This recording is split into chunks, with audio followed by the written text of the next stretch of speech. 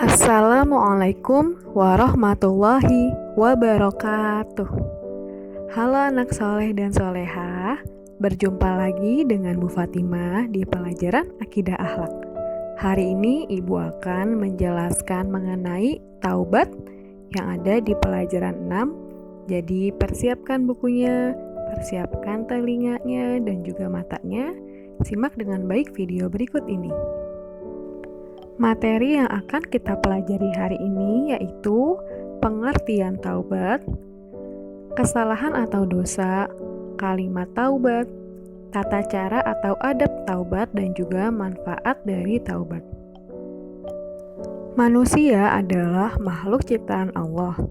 Manusia sebagai makhluk sosial yang selalu berinteraksi atau berhubungan dengan makhluk lainnya. Contohnya, ketika belajar kelompok atau bekerja bakti dalam lingkungannya, maupun berhubungan dengan Allah Subhanahu wa Ta'ala khususnya. Tidak ada manusia yang sempurna di dunia ini. Tidak ada pula manusia yang lepas dari dosa dan juga kesalahan dalam kehidupan sehari-harinya. Dengan demikian, Islam mengajarkan kepada kita untuk bertaubat. Taubat artinya menyesali perbuatan salah satu atau dosa yang telah dilakukannya dan tidak akan mengulanginya lagi. Taubat adalah sesuatu yang sangat penting karena manusia seringkali berbuat dosa dan juga kesalahan. Taubat juga dapat membersihkan hati kita dari dosa dan kesalahan. Allah memerintahkan kita untuk selalu bertaubat. Allah berfirman dalam Al-Quran Surah Al-A'raf ayat 153. A'udzu billahi minasyaitonir rajim. Bismillahirrahmanirrahim. Walladzina 'amilus sayyiati tsumma tabu min ba'diha wa amanu inna rabbaka min ba'diha laghafurur rahim. Yang artinya, orang-orang yang melakukan kejahatan kemudian bertaubat sesudah itu dan beriman, sesungguhnya Tuhan kamu sesudah taubat yang disertai dengan iman itu adalah Maha Pengampun, Maha Penyayang. Sebagai manusia, kita tidak pernah lepas dari dosa dan juga kesalahan.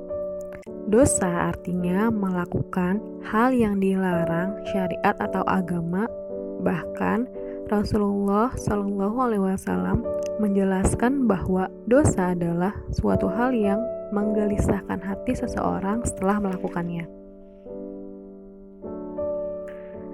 Dalam ajaran Islam ada dua macam dosa, yaitu dosa besar dan dosa kecil. Dosa besar adalah dosa yang mengakibatkan siksaan yang berat di dunia dan akhirat serta mendapat hukuman dari Allah Subhanahu wa Ta'ala.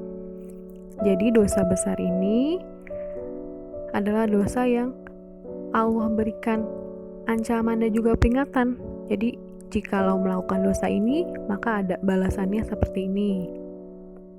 Atau jika kamu melakukan dosa ini, maka Rasul menganggap engkau adalah bukan golonganku.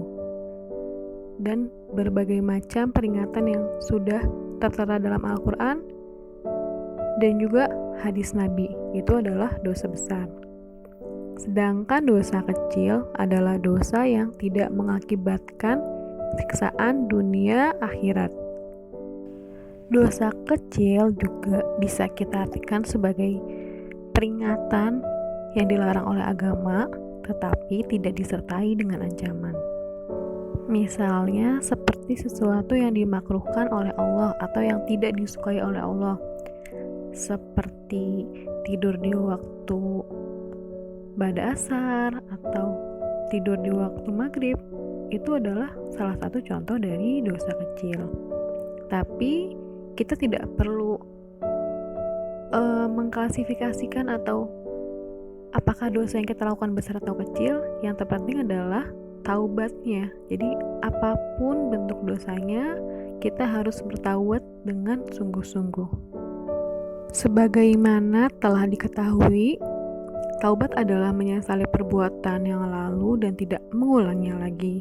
Apabila seseorang bertaubat, harus membaca kalimat thayyibah istighfar, yaitu Astaghfirullahaladzim, yang artinya aku mohon ampun kepada Allah yang Maha Agung. Nah, lafal istighfar ini dapat menghilangkan penyakit hati dan menghapuskan dosa. Rasulullah Shallallahu Alaihi Wasallam bersabda, Inna likulli da'in dawaun wa dawa'uz dzunub istighfar. Sesungguhnya setiap penyakit pasti ada obatnya, dan obat dari dosa adalah istighfar. Nah, istighfar ini memiliki beberapa keutamaan, yaitu lafalnya ampuh untuk melebur dosa. Jadi semakin banyak kita melafalkan istighfar, insya Allah semakin banyak pula dosa yang dilebur, dosa yang dihapus dengan membaca lafal tersebut. Kemudian orang yang sering mengucapkan lafal istighfar ini adalah calon penghuni surga. Dan ini paling terpenting membinasakan kekuatan setan. Jadi ketika mungkin kita terbersit ingin melakukan hal yang tidak baik, maka langsung kita istighfar. Ketika marah istighfar, ketika kita kesal istighfar, ketika kita ingin gibah langsung istighfar. Jadi dengan istighfar ini insya Allah kita bisa menghindari dari hal-hal yang tidak diperbolehkan oleh agama kita. Jika kita berdosa kepada Allah Subhanahu wa Ta'ala, maka perbanyak mengucapkan istighfar dan banyaklah beramal soleh dengan diiringi permohonan ampun kepada Allah Subhanahu wa Ta'ala. Adapun cara bertaubat dari dosa sesama manusia adalah meminta maaf kepada orang yang telah kita sakiti atau yang telah kita zolimi. Setelah itu, perbanyaklah berbuat baik dan silaturahim dengan orang yang telah kita sakiti. Nah, taubat ini harus dilakukan dengan sungguh-sungguh agar diterima Allah Subhanahu wa Ta'ala. Nah, dengan memenuhi 3 syarat sah taubat ini. Yang pertama, berhenti melakukan maksiat yang pernah dilakukan. Yang kedua, menyesali kesalahan. Dan yang ketiga, bertekad untuk tidak melakukan kesalahan lagi. Para ulama juga membagi taubat menjadi 6 macam. Ada taubat karena kekafiran, maksiat, dosa besar, dosa kecil, melalaikan perintah Allah, dan juga tidak peduli dengan amal yang baik. Jadi ketika kita melakukan 3 syarat sah taubat ini, insya Allah taubat kita diterima oleh Allah. Terus misalkan bagaimana kalau kita melakukan kesalahan lagi? Taubat lagi. Pokoknya selagi kita hidup, jangan pernah lupa, jangan pernah kita tidak melakukan taubat, karena kita tidak tahu kesalahan apa yang telah kita lakukan. Mungkin secara tidak sengaja atau secara tidak kita sadari kita melakukan kesalahan, maka kita harus perbanyak beristighfar dan juga bertaubat. Manfaat atau tujuan dari bertaubat adalah membersihkan hati dari segala dosa dan sebagai cara kita untuk mendekatkan diri kepada Allah Subhanahu wa Ta'ala. Taubat itu penting dilakukan oleh setiap orang. Bahkan Rasulullah Shallallahu Alaihi Wasallam yang telah diampuni dosanya, beliau selalu bertaubat 70-100 kali sehari semalam. Jadi kita sebagai umatnya, alangkah baiknya kita untuk mengikuti apa yang Nabi lakukan. Setelah kita sholat, kita berzikir dengan beristighfar, atau mungkin kita sedang di perjalanan, kita sedang menunggu seseorang.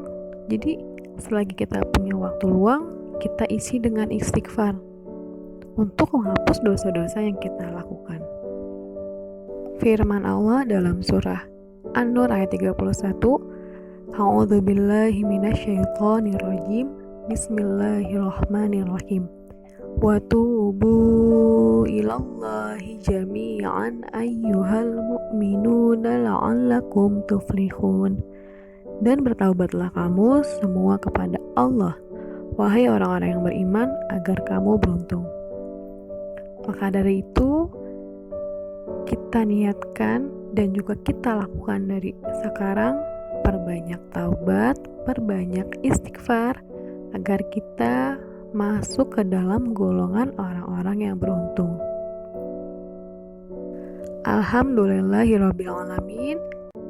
Sekian materi hari ini, semoga kita mendapatkan manfaat. Terima kasih sudah mendengarkan dan juga menyimak dengan baik. Jika ada yang ingin ditanyakan, silakan tulis di kolom komentar. Akhirul kalam, wassalamualaikum warahmatullahi wabarakatuh.